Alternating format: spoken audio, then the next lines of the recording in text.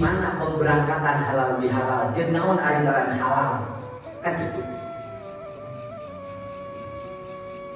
Secara redaksi nu tadi bisa dijadikan salah satu barometer tolak ukur dorongan adat istiadat nu terbelah nu bertolak belakang jeung syariat ketika kapungkur idaham kholid anjeunna ningali di setiap kecamatan kabupaten provinsi aya pergejolakan anu memang makan memecah belah umat didinya Noel ka Soekarno almarhum Bapak urang ngayakeun acara silaturahmi ngan judul silaturahmi mah power masih kene kandus ku musuh dan orek ngadu domba umat Islam nu aya di Indonesia nu matak ngangekaper judul halal bihalal.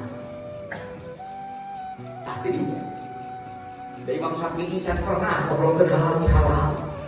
Imam Malik henteu, Imam Hanafi henteu, cek uing ieu di mana? Hebatna ulama Nusantara.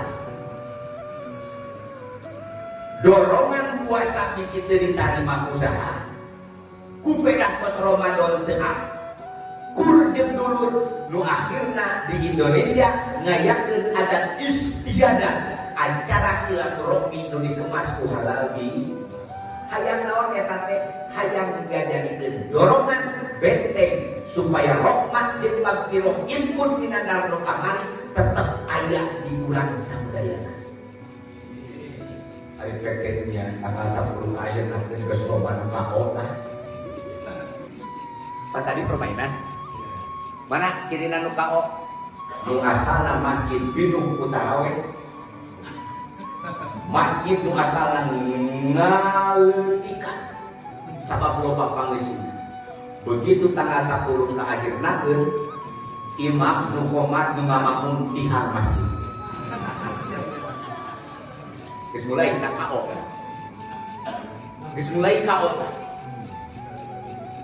Di mana cicingna eta? Begitu iblis pentingna berangkat kanjeng Nabi ketika badai Idul Fitri, badai khutbah Idul Fitri ditaros ku para sahabat. Ya Rasulullah, aya naon tadi amin-aminan 3 kali didugikeun. Kami dititah ngaminan mudohan tadi. Hiji mugi Gusti teu nampi kana puasana jelema nu teu akur jeung papada manusia. Nomor kadua budak nu gorengkan jadi indung bapa. Nomor katilu pamajikan gorengkan jadi salakina.